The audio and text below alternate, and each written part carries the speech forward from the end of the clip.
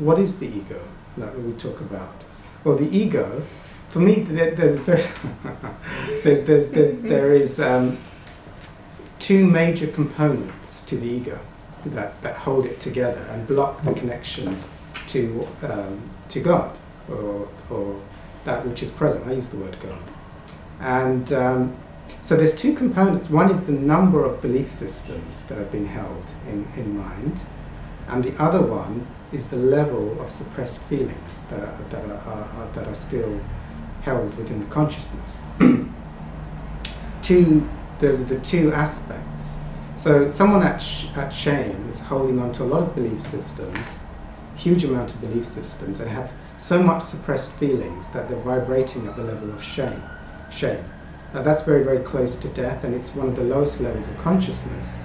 Now, the lowest levels of consciousness are also correlated with the worst imaginable human behavior. So, if you were to calibrate like an axe murderer, it's not funny, but anyway, axe murderers calibrate around 5 on the map of consciousness. So, they are. So it's like that level of belief systems, and that level of suppressed feelings means their consciousness is vibrating at such a low level that they can do the most horrific. But as you do, not necessarily, if you were to work on your levels, actually 12-step rooms, addictions, we get people from very, very low levels that come into the rooms, but they have what I'd call, they suddenly become teachable. They usually have a rock bottom. But probably just before they came into the rooms, they were probably calibrating. So you get people, like I go to certain fellowships where a lot of them are criminals. A lot of the people in those rooms are ex-convicts, out of prison. That's quite normal. And gangsters and various types. And but then within a short period of time, they'll go through a 12-step program. And they're helping grandmothers cross the street and helping other people with problems. So that's the miracle. But that's the thing of those low levels of consciousness. You're cut off. You're in a very, very dark world. Once you one of the fastest ways to increase your consciousness is to pursue spiritual work in whatever form. So, or even therapy. Please do feel free to ask questions while I'm talking. I mean, I encourage it. If anything pops in, just butt in and ask. But I was going to say to you about the ego. Yes. The ego to me is a negative part of myself. Yes. Where it says, "Oh, no, you can't do that." Yes. So it's negative habits, that yes. Keep coming up.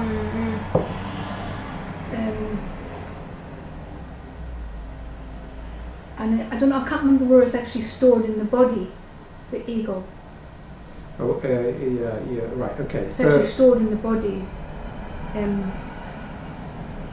So when we're an ego, right. It's all, for me, it's the more negative part of me. Okay, yeah. There are different ways of seeing what the ego is. So let's flip into something self-inquiry. Otherwise, we can debate what the ego is and what the ego isn't. Okay. And I will first talk. We can also talk about how that relates to consciousness as well. So I'm sure you've heard me share or speak on my YouTube video on my spiritual experience with the Mooji. Mooji was one of the teachers. So there's a guy in India, Ramana Maharishi. That's who was the picture of the gentleman on the magazine cover, and yes, that's Ramana. So he's you could call him an Indian saint, possibly. That might be one way to refer to him. And the story is, and you can correct me if I'm wrong, Lily. He was walking along and he suddenly fell to the floor. and he became what was classically called enlightened, the spiritual state of enlightenment. And he was like a teacher for some time, doing his teachings and sharing his realization with others. Okay, so one of the people who studied, studied is probably the wrong word. He held something called satsangs, sharing of spiritual truth in gatherings, and so one of the people at those gatherings, his name was Papaji, and then anyway, Ramana died, and then my teacher Mooji was one of the, you could say, one of the people who would go to those gatherings with Papaji. This guy was Mooji was living in Brixton, and just locally, many years ago, and I was introduced to him via a man named Hans, who was a spiritual seeker, had gone around all the world seeing all the gurus, and he said you should see Mooji. So I went to see Mooji, and these little gatherings which we sat at.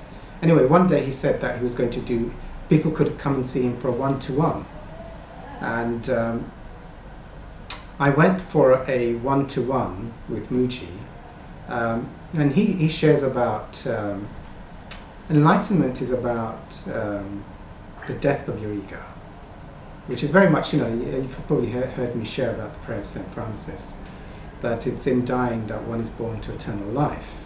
And I love St. Francis because I can share about him in 12-step rooms without the room trying to throw me out. Yeah, because if I was to go about Indian saints, I might not be too popular. But I can share about St. Francis. So St. Francis says it's in dying that one is born to eternal life. And St. Francis has a very, very famous quote, that what you're looking for is where you're looking from. What you're looking for is where you're looking from. So that is in alignment. For me, that is the teaching of a mystic, someone who's realized the spiritual truth, because you know it when you hear the words. It's in dying that one is born to eternal life. And what you're looking for is where you're looking from. Until you experience that, it's a riddle. Until you experience what St. Francis and the saints are saying, it's a riddle. For me, St. Francis, in the death of the ego, in the death of the ego is the birth to eternal life. And what one was always seeking when the ego was in existence was where one was looking from. Because the ego always seeks for out there, a thought out there or a future or something. So it's always having to do something or achieve something or control something or think about something or visualize something. That's his job, to do something. Okay, so anyway, it's terrifying. The idea of losing your ego is a terrifying thought, but that's what Mooji teaches. Anyway, so he said you can come for a one-to-one, and it's quite nice being in a room full of people. You don't feel like you can threaten your ego because you're at the back of the room. One day I suddenly just had this strong thing. I was just refused to ask him for one. It's too scary. But one day there was like this inner calling, like you have to ask him for the one-to-one. Because just to be alone in a room with someone who's trying to take your ego out of you was just too scary. Anyway, I asked him, and on the day, and please feel free to ask any questions as we go along. On the day, I woke up. I had so many illnesses at that time: kidney failure, gout, asthma. It was my food addiction had taken me and other addictions to a really horrific place. And anyway, on the day I woke up, I just had my feet were swollen with a huge gout attack with pain. And I knew it was like this, my body was exploding so I don't see him.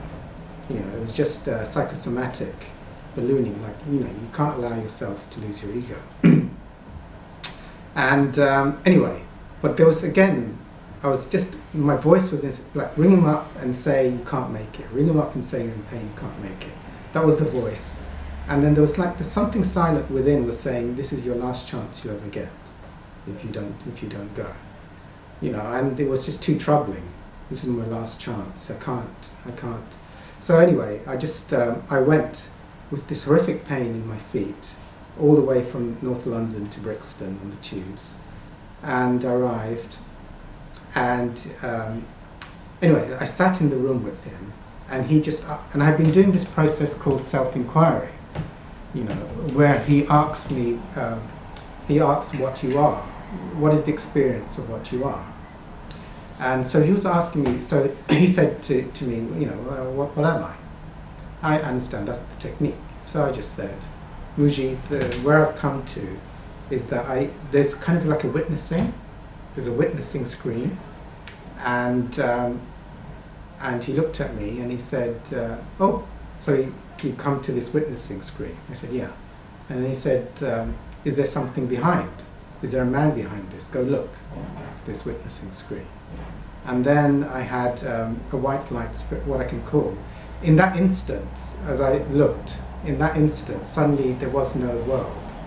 Suddenly there was no me, there was no Mooji, and it was an experience of,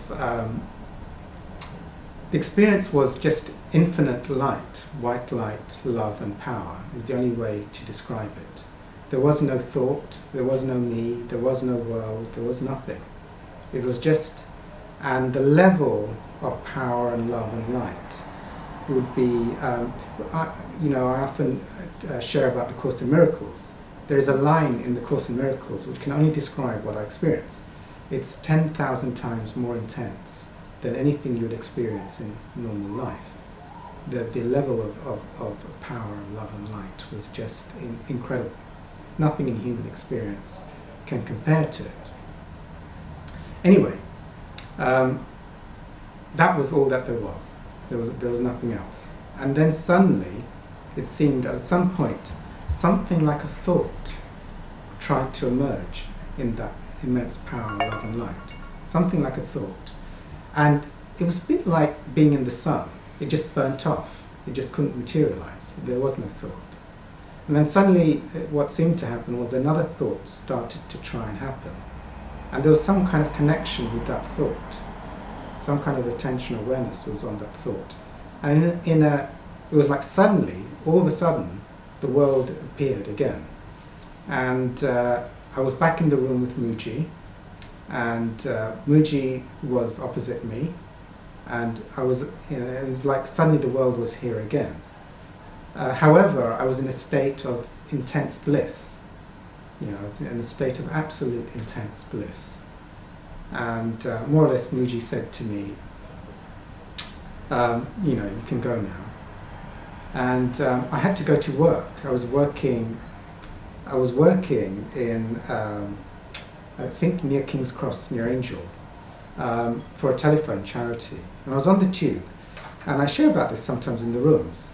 And I was sitting on the tube on the Victoria line, and I looked at everyone, and everyone was so stunningly beautiful.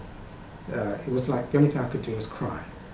Every passenger on the tube was just so beautiful, everyone, and I could just cry looking. I was just crying looking at all the people in the tube. They were just so beautiful. It was incredible.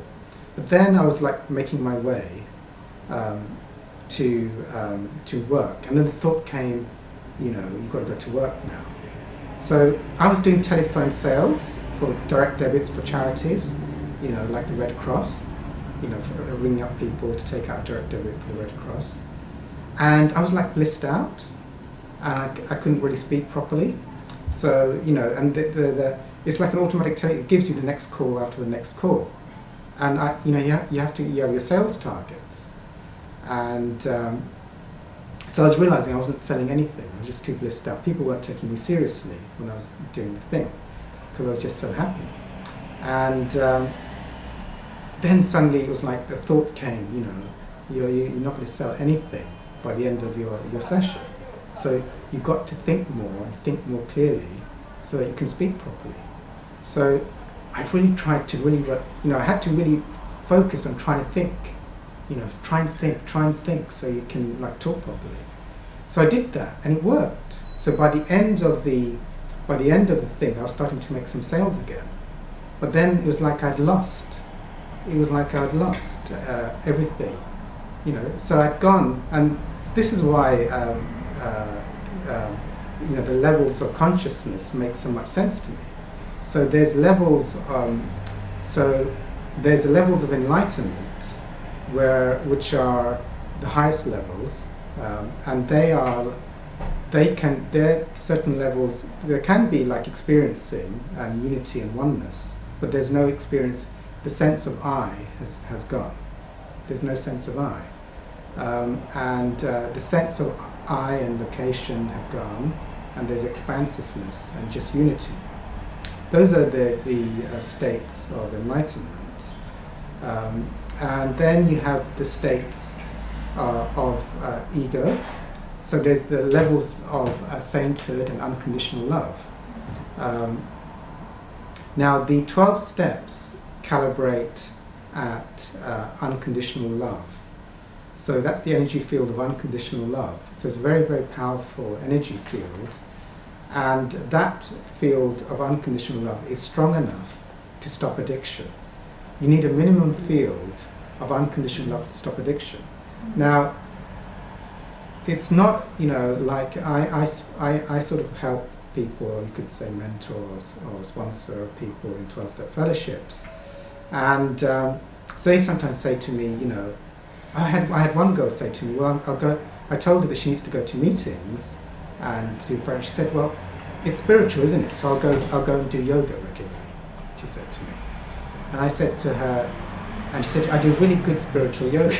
And I said to her, because I understood, but yes, okay, I understand your yoga is very, very spiritual, but you need a certain level of spirituality to be able to stop addiction. Like, if you take 100 people and send them to yoga classes for 6 months, like you get someone who's like a hardcore drug addict, and you tell them to go to yoga go to yoga class every day for 6 months, and you send 100 of them to do that. At the end of 6 months, a very, very low percentage, if not zero, of it will be free of their addiction. So yes, yoga can be very, very spiritual. You can have a very spiritual yoga teacher, but the spiritual energy field of that won't be strong enough to stop like a hardcore cocaine addict.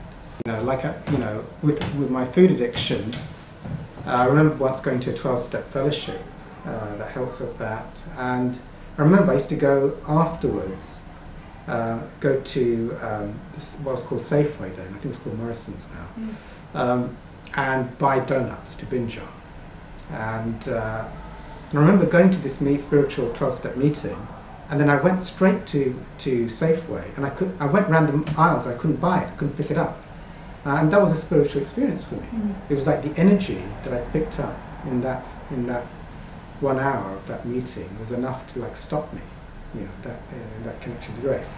So those are the levels of unconditional love, and the teachings of 12 steps are towards unconditional love, which means to let go of all resentments, let go of all resentments and your fears, and have pity, patience, and tolerance for those who you resentful at.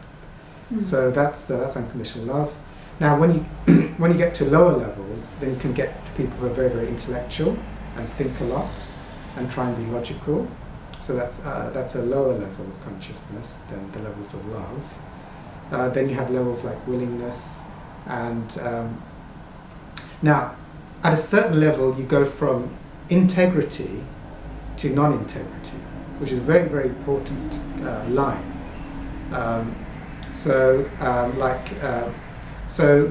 When you get, you know, like courage is the first level of integrity. Anything below that, one is in a dominated ego field. The ego dominates. Now, what does that mean practically? It means that if you're in a room where everyone is in integrity, and you leave £10 on the table and you go to the toilet, when you come back, there's a high chance your £10 will still be on the table. Now, if you're in a room where the level of consciousness of the group, where everyone is below 200, is below integrity, and you go nip to the toilet and leave a £10 note, and your wallet on the table. By the time you come back, it's probably not there. And if you can ask everyone what happened to it, and they'll probably say they don't know what happened to it, it just went missing. That's because below integrity, selfishness dominates. Selfishness dominates, and the lower the level, the greater the level of selfishness. Now, it's also a lessening of consciousness, because one can only think of oneself. One has no awareness of others and the interrelationship and the unity of all of life. Anyway, so from that thing, what I realized, now the teachings that of self-inquiry is that one can realize a spiritual state which is not ego, So there's some metaphors that I like to do, which are helpful. It's like if now, even though I'm using visualization, imagine an eyeball, and my eyeball can see a mug of tea on the table. So if I'm trying to find out who I am, who I really am, so my eyeball can see a mug of tea on the table, what's more likely to be me, the real me, my eyeball or the mug of tea on the table? Your eyeball. Yeah, good. That's the right answer. Good. Okay. So an object which is out there is not really the truth of who I am, because there's a more intimate me than that which is an object out there. Okay. So anything that is an object out there or something out there is going to be, there is something more intimate that is me that I can experience. So it's so once I realize that, I don't need to get confused that just because I can see a mug of tea on the table, I am the mug of tea. No, there's something that is me that is not the mug of tea. That's an object out there. Yes? Okay, but I can see a book. That book could be me because I can see the book. No, that's an object out there. Okay, so self-inquiry is the discovering of what is the real me. Let's take out all the things that are not me and experience what is me. Yes? Let's get very, very clear on this. Now, okay, so there is, one can see, so there is something that can be realized which is not an object out there. Okay, another metaphor is like, if you imagine thoughts, or thoughts could be like clouds in the sky. So these clouds are there, and just because these clouds are always here, one could see that, could have the experience that I am the clouds, because these clouds are always here. That's what I am. I am the clouds. This cloud is here, this cloud is here. Well, that's all that is here, these clouds. That's all I can see. But, you know, like, there can be a realization at some point that one had confused, that one was the clouds. And one can suddenly have a realization, an awakening, or a recognition that actually I'm the sky. I'm the sky, I'm not the clouds. You see, that can be a realization. Or it could be like, imagine that thoughts were like goldfish swimming around in a goldfish bowl. And these were one's thoughts. So all one's life, one could be like, well, of course, that's all there is. These are the goldfish, these are me. I am the goldfish. That's all there is. And suddenly there could be a realization or an awakening or recognition. No, I'm the water. I'm not the goldfish. The water, yes. So those are like, those are some of my favorite metaphors for what is awakening or recognition of a self, which is not something that can pass. This thing of what is always here, what is always present, and is something that is always here but is not a thing that passes. So can we experience that? what are the things that can be always experienced, or can always be here, but is not a thing that comes and goes? So, various things come and go.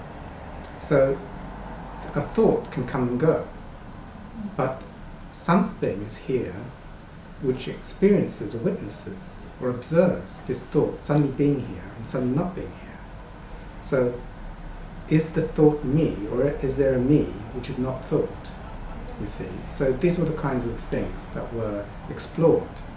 So, what is always here, and what are the things that can pass, but that which observes or witnesses is the thing that witnesses it passing.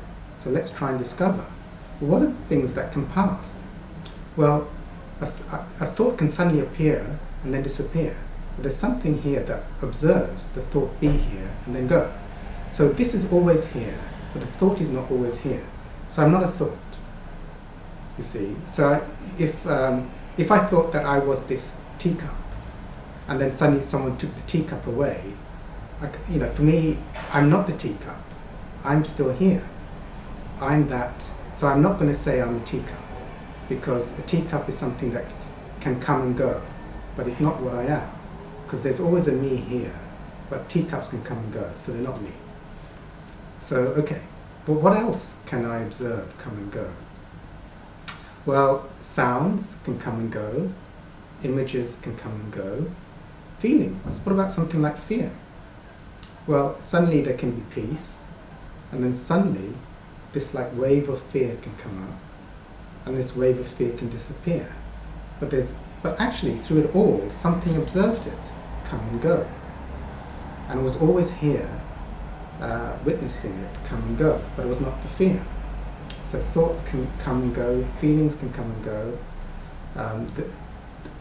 sounds can come and go, all of these things can come and go. But there is something always here which is not those things. There is something that is always constantly present in every moment, but is not a thing that can come and go. So let's try and recognize that. Actually, it recognizes things like the tracking of time. It also observes location. It observes thoughts, images. All of these things pass, but it is always present. So this is the thing. So what is always here? What is always here, constantly here, but is not a thing that can pass? If one lets go, so, it's okay. Even if there was a thought now, that's fine. But is there a recognition of that which is here, which recognizes the thought coming and going? It's a little bit like if one is in a cinema. There's the lens and the camera, and there's all the images. One could get confused that one is the characters on the cinema screen. I'm this thing, I'm that thing. But the truth that witnesses all of these is like the camera lens. Yes. So just because, de-untangling that I'm the thoughts, I'm the images, something also observes images come and go. Something, like when one wakes up in the morning, the first thing when one wakes up in the morning, there's no personality. It doesn't exist. When you wake, there's a blank. But there's awareness of existence, but there is no remembrance of male or female, body, sensations. It takes a while, and then suddenly these things are remembered. Oh, it's like, I'm a man, yes, yeah, I have a body. Oh, right. Oh, I've got a job to go to. Oh, okay. So all of these things suddenly, but actually there's something always here, which is before all of those things, you see? Because these things are like teacups, you see? They come and go, they can change. So it's like discovering. So self-inquiry is discovering what is always here, constantly here, but is not the things that can shift and come and go and change. What is that constant presence that is always here? So with that, so there's self-inquiry. So I'd like to ask, either of you, to, in this moment, so in this moment, is there, what is the experience? You know, is there an experience of identification? Or can I ask, what is the experience? What is being experienced for? You don't. No one has to share, and you can say pass. But I'm just curious to find out what's being experienced right now.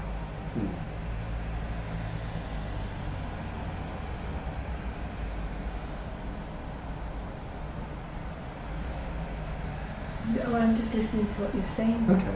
And resistance to intimacy, resistance to... Okay, good. So there's resistance to intimacy. Yeah, to that power of now, because I just feel it wipes me out, and I want to cling onto the I thought. Yeah. So what is being that fear of losing myself. Or fear of losing yourself. So there's fear present now, in this moment? It's more of a sensation. There's a relaxation, but there's also, oh my God, I can't surrender to this because I will disappear. I know I'll be gone. Okay. And so the fear of, I want to cling on to the, and I know it's observed, I know I can just see it. Okay, Yeah. so there's fear here, and the fear is being observed right now. Yeah. Okay, so what is your experience? What are you experiencing now? What is you? In this moment? Observing the fear. Okay. Yeah. Okay, there's observing of the fear. Is this observing got any quality to it? No. Okay. Yeah, no. Okay. Yeah. Has it got a dimension? No.